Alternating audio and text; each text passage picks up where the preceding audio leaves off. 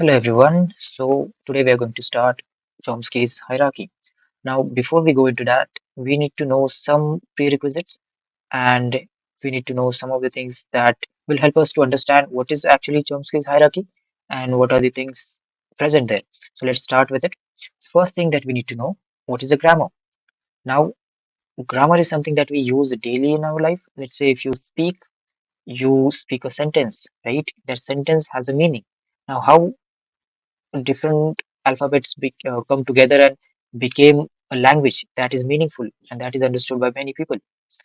It's just some alphabets, right, which are kind of came together and became some meaningful sentence, right? Now these are some rules that are defined in the language. Maybe if I'm speaking English, in English there are some defined rules for the language, and using those rules we use the alphabets to create strings. That strings will create a sentence.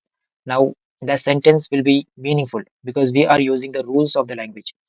Same with grammar in computational theory of computation, that using some final set of formal rules, a syntactical correct sentence will be created, which will be understand by the computer or even humans, and that sentence will not be the same as the English language, but it will be a meaningful sentence for that computer, right? Now those set of rules came together and became a using those rules a sentence will be created. That is a grammar, right? Now what are the how we define that grammar? That's one thing. If we know that how to define a grammar in a language like English, there are different rules and all. But what about in computer language? How we define grammar? So there are four tuples that are used to define a grammar. First one is, as you can see here, first one is G. G is nothing but actual grammar. So grammar, which consists of a different set of rules, that is consider a G, capital G. Then we have capital T. Capital T is nothing but sorry, capital T is the terminal symbols. Now, what are terminal symbols? We'll see in next couple of seconds. Next is capital V, which is non-terminal symbols. This also we'll see. The next is P. P is the production rules. Production rules are the same thing as we have rules in a language. These production rules are the rules of the language. Now, the next is start symbol. Now, this start symbol is where the language starts. So that is represented as capital S. Now, as we saw terminal symbols and non-terminal symbols, what are those? Terminal symbols are actual strings that are being generated in the sentence, and every alphabet that came together and became a language is came together using the terminal symbols. Now, those are terminal symbols. Now, what are non-terminal symbols? Non-terminal symbols are something which is not part of the actual language, but it helps to create the actual language. It kind of works as a variable which can determine a new terminal symbols. Now, terminal symbols are the actual symbols that are used in the language or the sentence in the language. Now, non-terminals are denoted as capital letters. Let's say capital A, capital B, capital C. But terminal symbols are always in a small case. Okay, so using terminal symbols and non-terminal symbols, uh, some productions will be defined, and these production rules are the rules of the grammar. Right now, with that being said, let's go to the next part, which is Chomsky's hierarchy.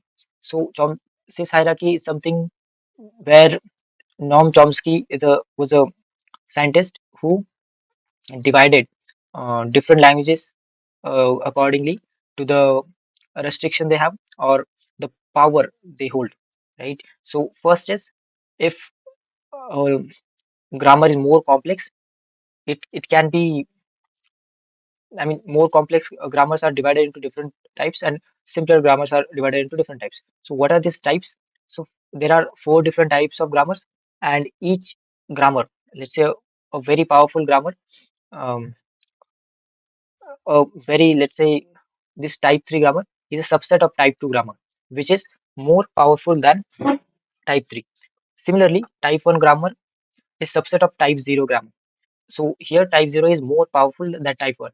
Why? Because there are less restrictions in the type 0 grammar. And if you see, type 3 is the smallest one of them. That means it has many restrictions or more restrictions than any one of the grammars that are present above it. Right now, these grammars are accepted by different types of machines, or we can call it automata.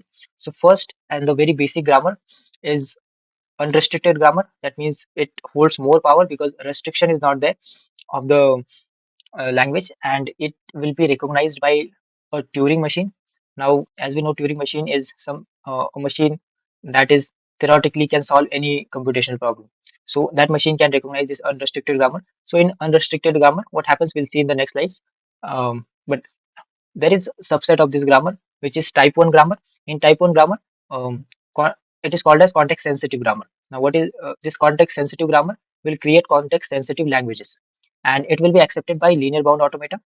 The next subset of this grammar is type 2 grammar, which is also called as context free grammar, and this will be accepted by push down automata. And the subset of type 2 grammar is type 3 grammar, which is a regular grammar, which is accepted by finite automata. Now here, if you see type 0, type 3 grammar is also a subset of type 0 grammar, right? So this is how the hierarchy of grammars here, and uh, the machines that they accept. So let's go to the next slide where we'll see type 0 grammar first, which is also called as unrestricted grammar. In unrestricted grammar, there are no restriction on rules. Which rules? The production rules that defines this grammar. Now, this grammar generates recursive interval language, and this language is unrestricted language. And the automata, the machine that recognize this language, is called as Turing machine. Now, what's the format of production rules? When we take alpha tends to beta, that means alpha and beta belongs to terminal and non-terminal symbols. That can be any number of non-terminal and terminal symbols. So alpha can be um, any number of terminal as well as non-terminal symbols. Same with beta. So there is no restriction of number of terminal and non-terminal symbols here.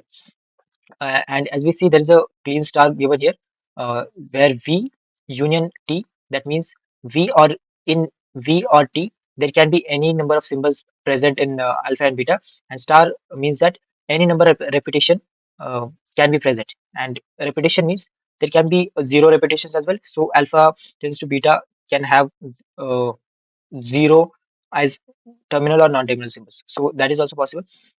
So the example here given here is AB. Tends to BCD.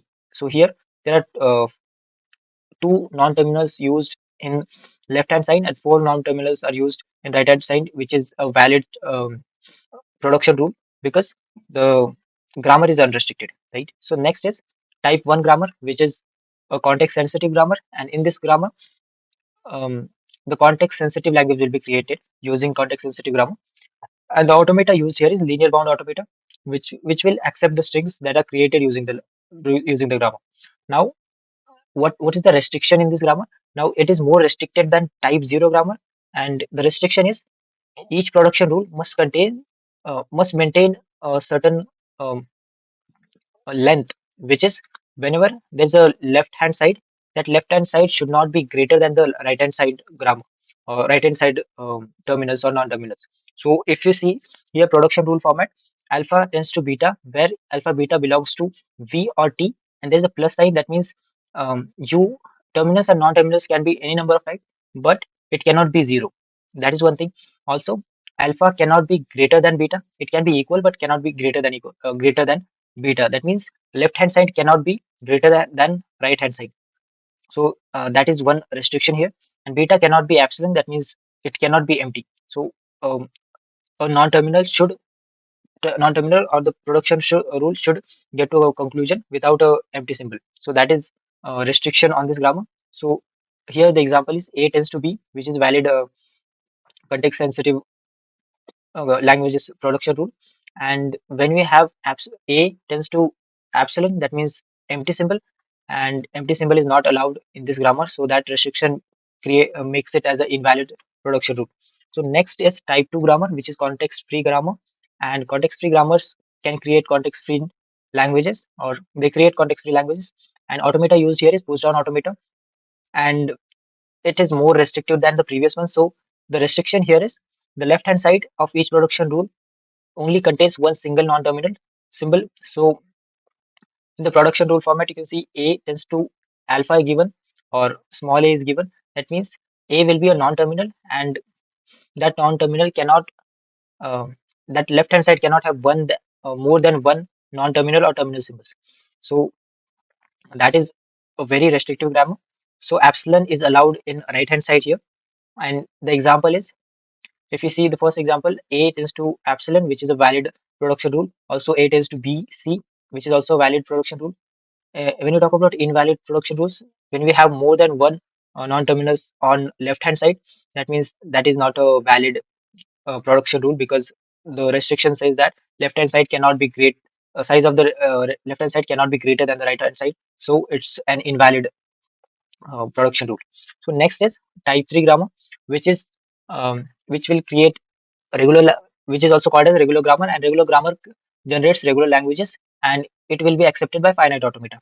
Now here the restriction is right hand side of each production rule must be either a single terminal or a terminal followed by single non-terminal.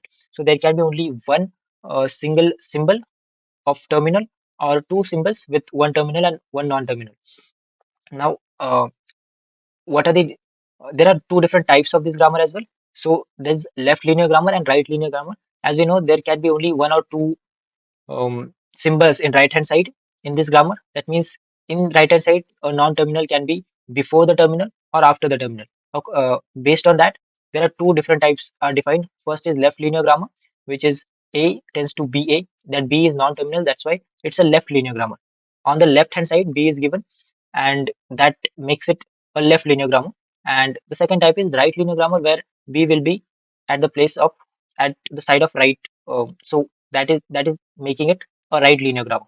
So this grammar is mostly most restrictive grammar, and it will create regular languages which will be um, accepted by only finite automata.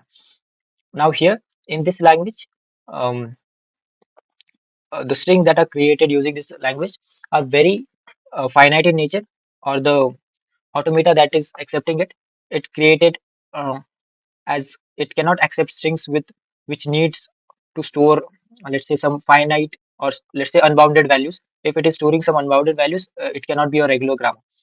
So to summarize all of this, we have different types of grammars. First type is called as type 0, which will be a superset of all other grammars, and the grammar is called as unrestricted grammar, and this unrestricted grammar will be generating recursive interval languages, and this will be accepted by Turing machine. That was for type 0 grammar. In type 1 grammar, context sensitive grammar it is called as, and the language they generate is context sensitive language. And this will be the strings that is generated using this grammar will be accepted in linear bounded automata. In type 2 grammar, it is also called as context free grammar, and it will generate context free languages. And the strings will be accepted by push down automata. So the last type is type 3 grammar or regular grammar, which will create regular languages and which will be accepted by finite automata. So that is it for today's session, and this is the whole overview or high level understanding of Chomsky's hierarchy. Thank you.